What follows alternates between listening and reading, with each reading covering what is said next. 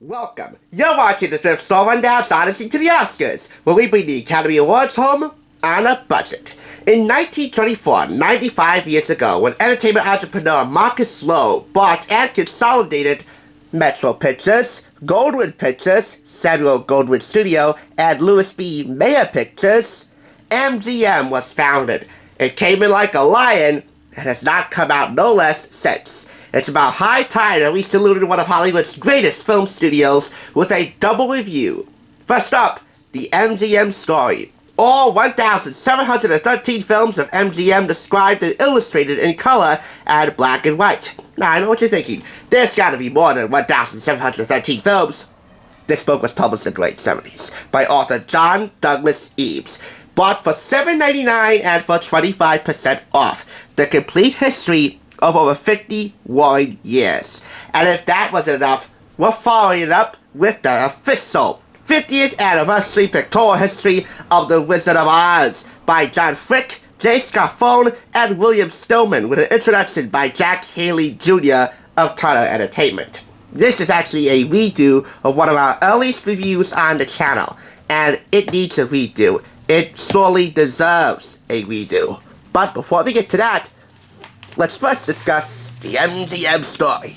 Retail price is $25, and this book is not only tall, but heavy. $25, sheesh. This book is the first to detail, discuss, and illustrate the entire output of one of the great movie companies. A total of 1,713 films are covered individually in text and pictures. More, in fact, than MGM has actually produced, because independent productions distributed by MGM, ranging from spaghetti westerns to Gone with the Wind, are also included. Here is the glamour of nostalgia, with all the facts and figures of MGM's filmmaking, from 1924 to 1976, arranged in chronological order.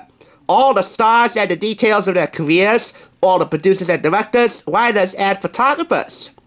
The author, John Douglas Eames, has drawn on his 38 years of experience with MGM to amass the history, the legends, and the inside stories about the company's triumphs and failures. Finally, there are many unique and previously unpublished stills among the vast collection. Take a look at the beginning of this book, the immediate beginning. You see here, back in April of 1924, the consolidation of all three major movie studios, again, Metro Pictures, Goldwyn Pictures, Louis B. Mayer Pictures, made big headlines in the Hollywood industry. These are the headlines from several newspaper publications. Two main account here. The introduction lays out a brief but thoroughly detailed founding history of MGM. Plus, a couple of pictures of the founders here, and a blueprint of a Wonderland. Lot 2 of the early heydays of the famed Metro-Goldwyn-Mayer Studios backlot. Wizards of a Wonderland. Marcus Lowe, Louis B. Mayer, and Irving Thalberg, with President Nicholas Scent and International Chief Arthur Lowe. Why is Samuel Goldwyn not pictured in here? I don't know. Oh, we also have blueprints for the expansion of the MGM studio backlot. Make it good, make it big, give it class. That is one of the studio's official models. And as we do a little flip, a picture walk if you will, MGM Studios has lived up to its name. The stills are plenty, not one picture in here, not one page in here has no picture at all. And to put the summaries in perspective, think of the summaries like this. The greater the legacy of the picture, or the greater the influence, the greater and longer the summary of each film is. The less influence it has, the less detailed and brief, and more brief really, the summary is. Oh, but not for this. This is a legend. Gone with the Wind. Premiered in 1939 and still to this day draws many a spectator into their television screens. Mostly their television screens. Some back in theaters for special, I do mean special occasions, to witness the grandeur and the glory and the magnificence all over again. Trust me, I have several Gone with the Wind books, including the screenplay. This here is about, I don't know, maybe 7 to 8 paragraphs long, and why would it not be? So that's what you get with the MGM Story. And on the last page, before you get to the index, a still of the amassed stars of their 50th anniversary coup de grace, That's Entertainment. Simultaneously celebrating the premiere of That's Entertainment and the 50th anniversary of MGM was some of the players starred or featured by the company during its first half-century. If that's not a photograph of the stars elite, then I don't know what is. The front and back covers of the book are the same, an amassed grouping of MGM's brightest stars of its heyday, including two of its brightest animated stars, the creation of William Hanna and Joseph Barbera, Tom and Jerry, which picked up more Oscars for MGM. Because why would they not be featured on the covers, front and back? That is the MGM Story, and the story continues with The Wizard of Oz. Retail price, $29.95. You're off to see The Wizard in the ultimate pictorial history of the best-loved, best-known motion picture of all time. So what to expect in this book, this lavish volume? Over 70 makeup and costume portraits featuring the blonde Dorothy, the alternate ruby slippers, the Munchkins, the winged monkeys, and bizarre, discarded conceptions of the famous Oz celebrities. More than 24 rare photographs from the first 2 weeks of filming, all of which were scrapped and never seen in the finished picture. Stills and script pages from 3 musical numbers filmed but cut from the release print.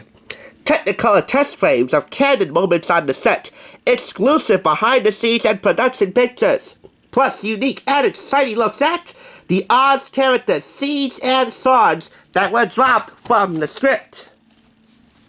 The painstaking casting process, including the 8 actors considered for the title role, the first choices for the parts of the Tin Woodman and Scarecrow, and the creation of the original Wicked Witch, secret, glamorous, and evilly beautiful.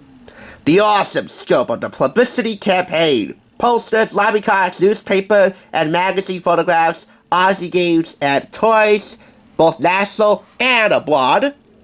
The fabulous premieres of Grauman's Chinese Theater in Hollywood and at the Capitol Theater on Broadway, and the mostly rapturous, sometimes prophetic, critical response.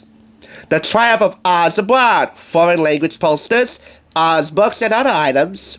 The unsurpassed 30-year success of the film as an annual television event which still continues on cable. And a happily unique position of Oz as a cornerstone of American popular folklore. Here is the complete, incomparably illustrated chronicle of an unparalleled screen hit. A book for any and all who have loved the magic and enchantment of MGM's The Wizard of Oz. All that they offered in the front and back dust jackets, they offer up in spades. Being that this is Odyssey to the Oscars, I like to focus on the 12th Annual Academy Awards, Chapter 13. Pretty much every other award they were nominated for, including Best Picture, Gone with the Wind won, except for music. Allen and Harburg, Harold Allen, E.Y. Harburg, won Best Original Song for Over the Rainbow. Judy Garland won a juvenile Oscar, a small mini statuette, if you will, for an outstanding performance by a juvenile actor or actress. She also won a standing ovation for her rendition of Over the Rainbow, and the affection of co-star Mickey Rooney. Herbert Stoddart won Best Original Score for adapting Over the Rainbow, and plenty of the Allen Harburg songs into the underscore performed by a 30 to 53-piece orchestra over 3 months and 10 sessions. How could they manage to get a 30 to 53 piece orchestra to sound like 100 in the final production? That's beyond me. But what the authors promised in the left and right dust jackets of this book, they delivered in spades. It really is breathtaking. And I haven't even seen The Wizard of Oz, but I have seen plenty of clips, plenty of trailers. I've definitely heard the song. I actually heard it performed live as part of a autism awareness assembly by one of the School 2 students, one of the sisters of my classmate Nicholas Martinez. His sister Amy performed the song, and she too on the standing ovation. So next time you consider a talent show pick for a song that you like to perform, Over the Rainbow, standing ovation worthy performance every single time. But like I said, the amount of photography in here, and cast and behind the scenes trivia, publicity photos, international appeal, it's all in here! And that's not accounting the back cover, too. And the lovely Wizard of Oz 50th anniversary emblem at the center of it all. Now, had this included just one, and I mean just one, picture from the scoring session at the MGM Studios, named after Barbra Streisand, now the Sony Pictures scoring stage, this would have gotten a 5 out of 5. But it doesn't, so I must give it a 4.5. The MGM Story, however, is a whole other story. So, 5 out of 5 for that, and a total of 9.5 out of 10 claps for these two books. Thank you very much for watching this Thrift Store Rundown Odyssey to the Oscars double review. I think we can all agree that Metro-Goldwyn-Mayer remains the gold standard in cinema nearly a century later. It's all in the studio's official motto, A Gratia Artis, Latin for art's sake. Nearly 100 years later, Metro-Goldwyn-Mayer is still making art on a silver screen, on a small screen, on a digital screen, and of course, with books like these, which are nothing short of art. Here's looking at you on the flip side, kid.